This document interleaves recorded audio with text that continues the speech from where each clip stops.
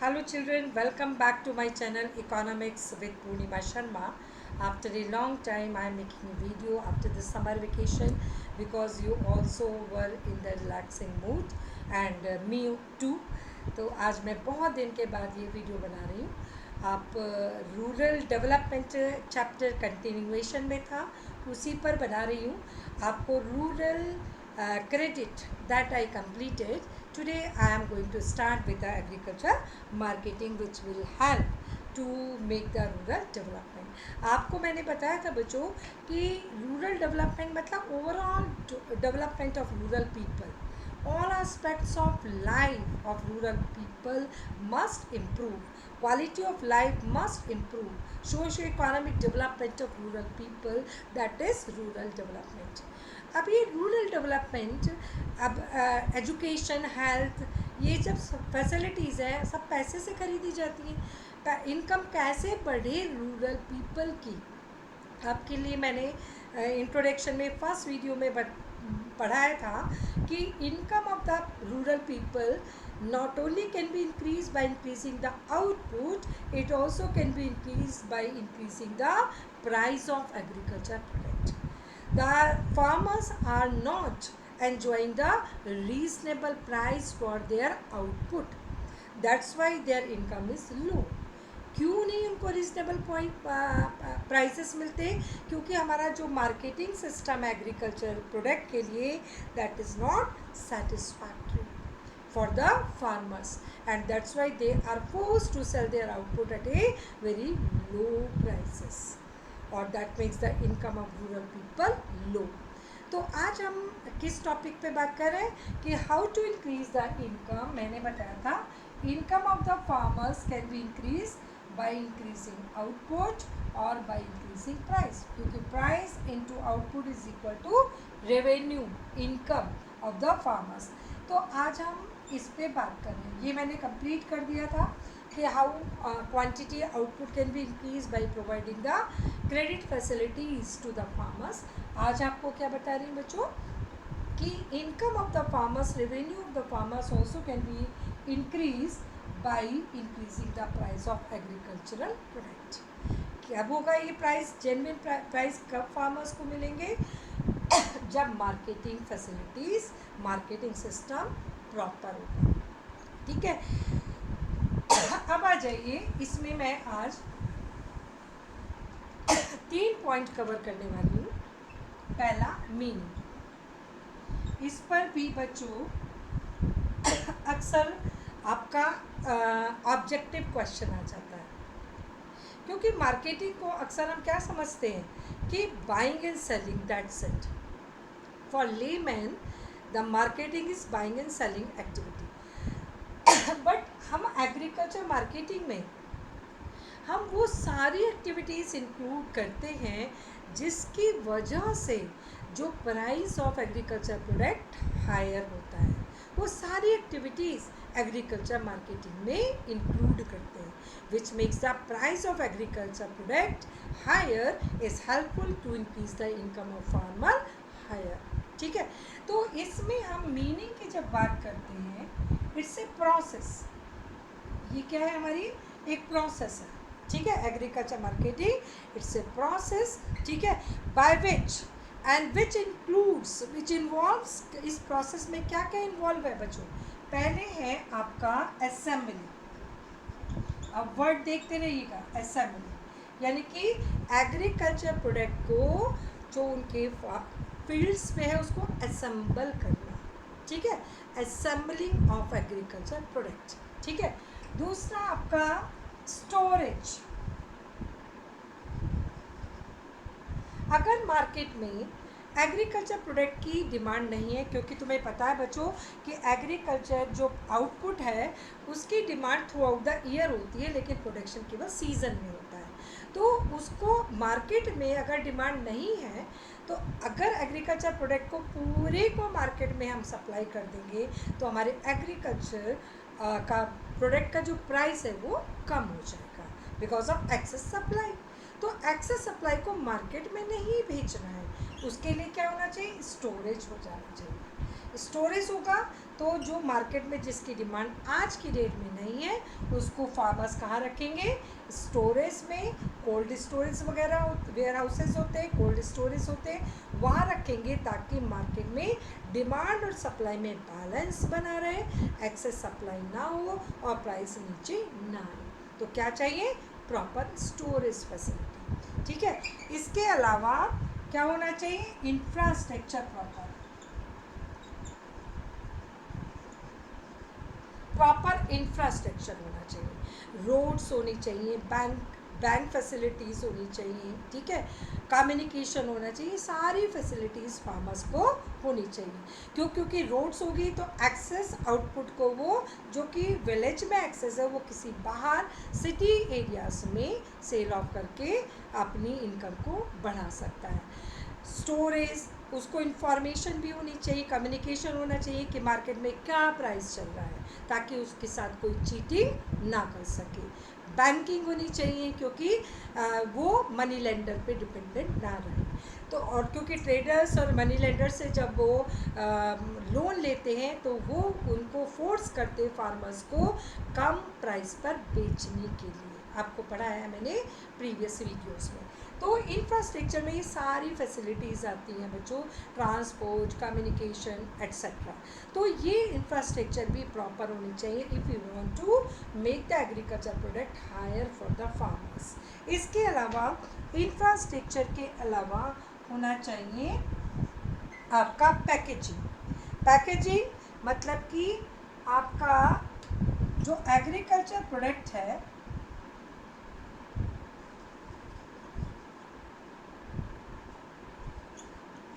उसको प्रॉपर उसकी पैकेजिंग होनी चाहिए। प्रॉपर पैकेजिंग होगी तो प्राइस भी क्या मिलेगा, हायर मिलेगा। ठीक है, और ऐसे ही ले जाएंगे तो प्राइस हायर नहीं मिलेगा। इसके अलावा ग्रेडिंग एंड डिस्ट्रीब्यूशन नेक्स्ट है भाई, ग्रेडिंग। ग्रेडिंग मतलब जिस क्वालिटी का आपके पास ग्रेन्स है उस क्वालिटी को हम अलग अलग करके रखें। ठीक है, अच्छी क्वालिटी का अच्छा प्राइस, लो क्वालिटी का कम प्राइस। तो grading is also helpful to make the fair price here available for the farmers. Grading and distribution next क्या है आपका, डिस्ट्रीब्यूशन।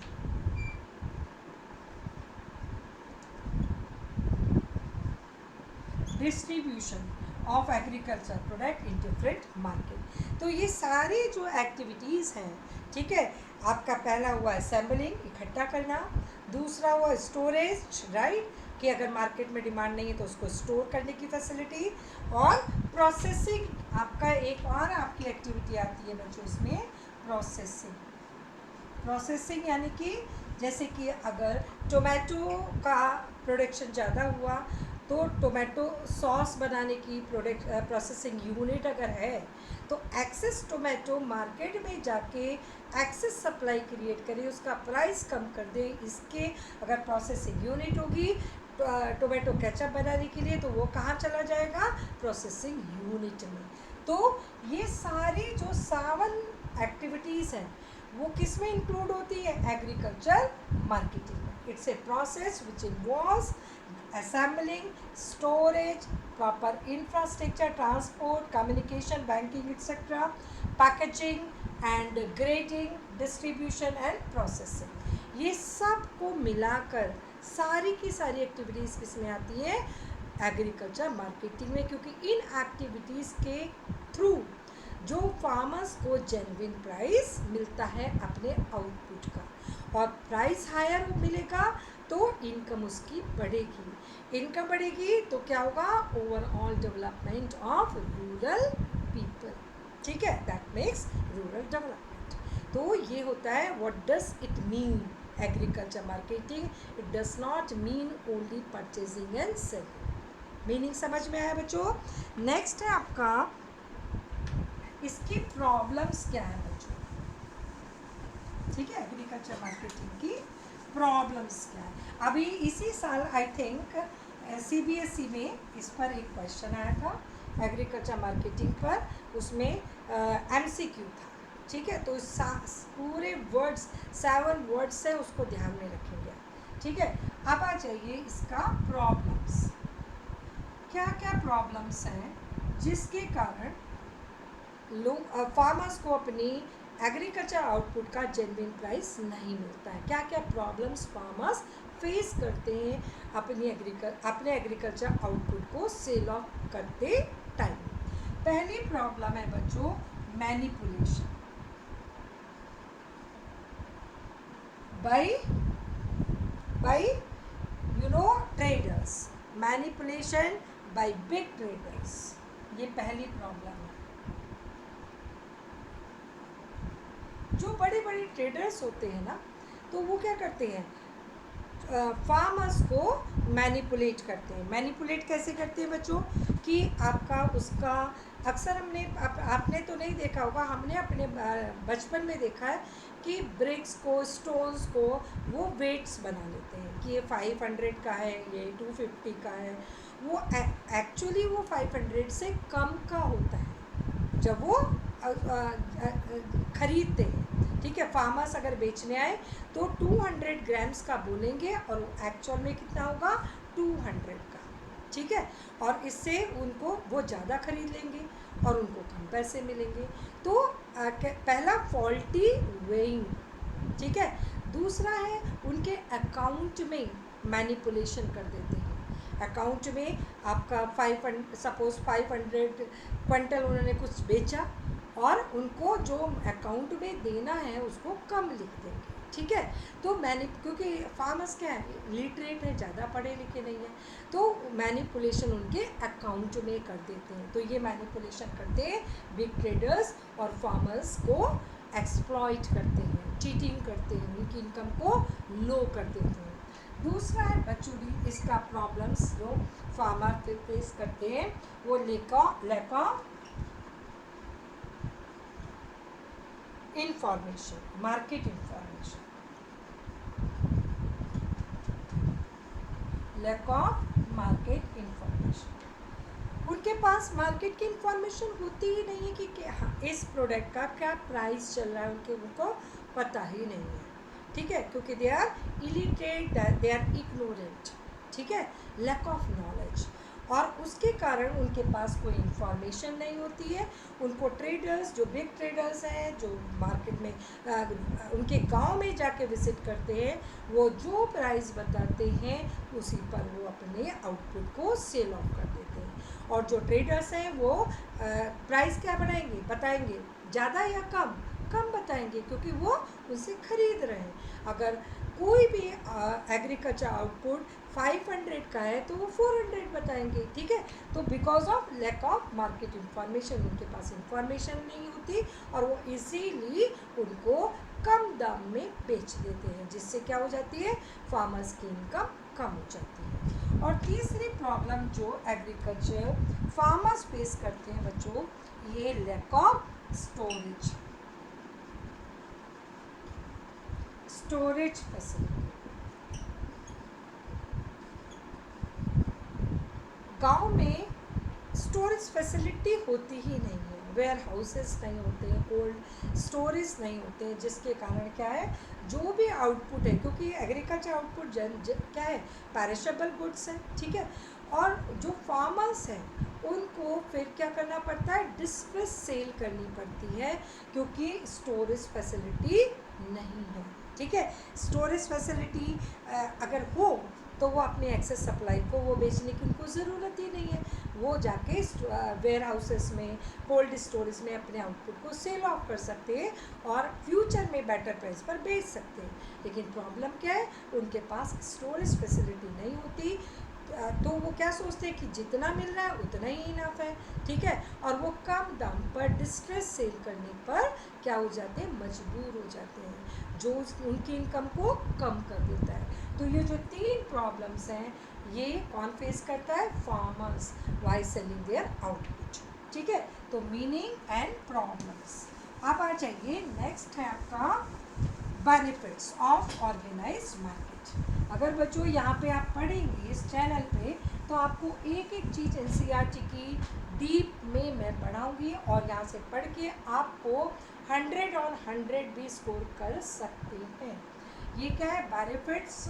नेक्स्ट टॉपिक पढ़ा रही हूँ आपको, benefits of organised market. Organised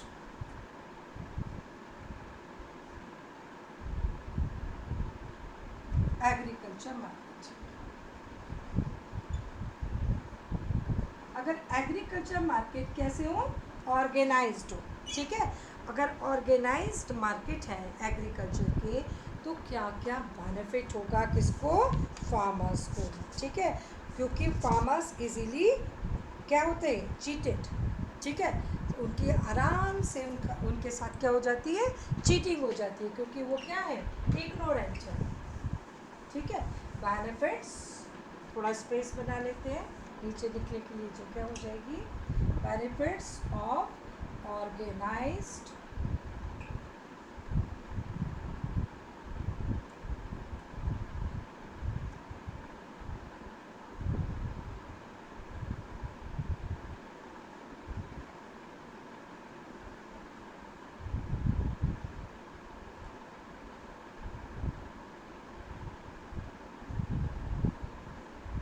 marketing system. Organised market का benefits क्या होता है?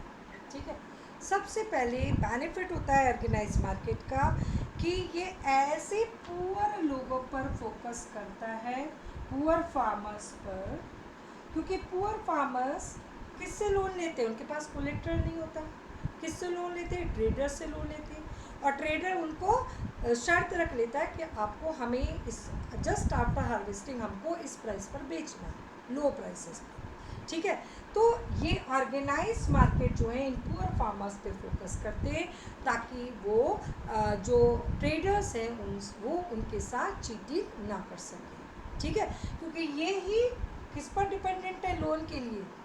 लोन के लिए ये डिपेंडेंट है किस पर? आपका ट्रेडर्स पर। तो ऑर्गेनाइज मार्केट होगा तो क्या होगा? पुअर फार्मर्स के जो को हम सेव कर सकते हैं, किससे? From the exploitation of traders, right. दूसरा बेनिफिट क्या होगा बच्चों?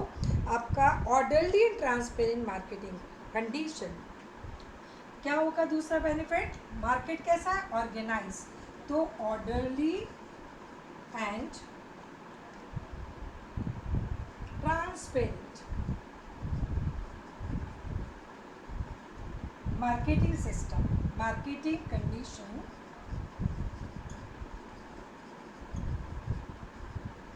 जो मार्केटिंग कंडीशन होंगी वो कैसे होंगी? ट्रांसपेरेंट होंगी और ऑर्डर, प्रॉपर ऑर्डर में होंगी, यानी कि सिस्टमेटिक होंगी।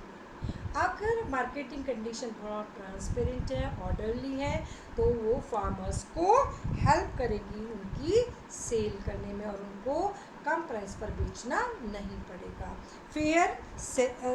फेयर प्राइसेस पर वो सेल ऑफ कर सकते हैं ऑर्गेनाइज मार्केट के थ्रू। नेक्स्ट बेनिफिट होगा बच्चों इसका, थर्ड बेनिफिट, कि आपका इंफ्रास्ट्रक्चर, बेटर इंफ्रास्ट्रक्चर,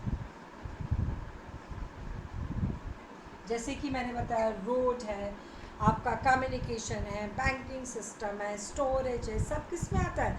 इंफ्रास्ट्रक्चर में। और इस इंफ्रास्ट्रक्चर फैसिलिटीज अच्छी होंगी तो farmers will not be force to make the distress sale, ठीक है। क्यों गांव में उन्हें कम दाम पे बेचना पड़ रहा है? क्योंकि ट्रांसपोर्ट नहीं है। क्यों उनको जस्ट आफ्टर हार्वेस्टिंग बेचना पड़ रहा है? क्योंकि स्टोरेज नहीं है, ठीक है। क्यों उनको ट्रेडर्स पर कम दाम पर बेचना पड़ रहा है? क्योंकि बैंकिंग सिस्टम नहीं है, ठीक है। तो अगर ये पूरा इंफ्रास्ट्रक्चर रूरल एरियाज़ में अच्छा होगा, ठीक है, अगर ऑर्गेनाइज मार्केट है तो ये सारी फैसिलिटीज़ प्रोवाइड करेगा, और ये सारी इंफ्रास्ट्रक्चर होने के कारण फार्मर्स को डिस्ट्रेस सेल नहीं करनी पड़ेगी। डिस्ट्रेस सेल क्या होता है? When farmers are forced to sell their output at very low prices, right, below the cost of production sometimes. Fourth benefit बच्चों क्या होगा? इट प्रोटेक्ट फार्मर्स किससे? फ्रॉम द एक्सप्लॉयटेशन, अभी आपको बताया, एक्सप्लॉयटेशन ऑफ मिडिल मैन, ठीक है। Middle man यानी कि वही मैंने आपको बताया ट्रेडर्स वगैरह के एक्सप्लॉयटेशन से उनको प्रोटेक्ट किया जा सकेगा और ऑर्गेनाइज मार्केट में ही जाकर डायरेक्ट कंज्यूमर को सेल ऑफ कर सकते हैं, ठीक है। तो ये 4 बेनिफिट किसके हैं, ऑर्गेनाइज्ड मार्केट के। Again I am repeating, first I taught you कि आपको पुअर फार्मर्स के लिए हेल्पफुल है, ठीक है, क्योंकि ये क्योंकि इनको ट्रेडर्स इजीली एक्सप्लॉइट कर लेते हैं, तो पुअर फार्मर्स पे ये फोकस करता है। दूसरा आपको बताया, दूसरा बेनिफिट आपको बताया कि ट्रांसपेरेंट मार्केटिंग सिस्टम होगा जिससे फार्मर्स एक्सप्लॉइट नहीं हो पाएंगे, ऑर्डरली पूरे रूल्स एंड रेगुलेशन होंगे, तो फार्मर्स को एक्सप्लॉइट करना ईजी नहीं होगा। तीसरा इंफ्रास्ट्रक्चर अच्छा होगा, अगर ऑर्गेनाइज मार्केट है और इंफ्रास्ट्रक्चर अच्छा होगा तो फार्मर्स को डिस्ट्रेस सेल नहीं करनी पड़ेगी। फोर्थ तो आपको बताया कि फार्मर्स को हम प्रोटेक्ट कर पाएंगे ऑर्गेनाइज मार्केट की हेल्प से। किससे प्रोटेक्ट कर पाएंगे, from the exploitation of middle man. तो ये क्या बेनिफिट्स, तो आज मैंने आपको बताया what is the meaning of agriculture marketing, what are the problems of agriculture marketing और what are the benefits of organise marketing. समझ में आया? अगर समझ में आया तो बंद नहीं करना है अभी वीडियो, पहले लाइक करो, सब्सक्राइब करो, नोटिफिकेशन आइकन को प्रेस करो और एक सुंदर सा कमेंट करो, क्योंकि मुझको आपको तो 1 ही मिनट लगता है बच्चों ये सब करने में, लेकिन मेरे को बहुत मोटिवेशन मिलती है आपके लिए कुछ और अच्छा करने में। तो ये करके ही आप दूसरी वीडियो पे जाएंगे, कहीं और जाएंगे। क्या बताया, like, subscribe, comment and bell icon को प्रेस करना नहीं भूलना, ताकि सारे वीडियोस का नोटिफिकेशन आपके पास आ सके। Thank you, God bless you, be good citizen and good human.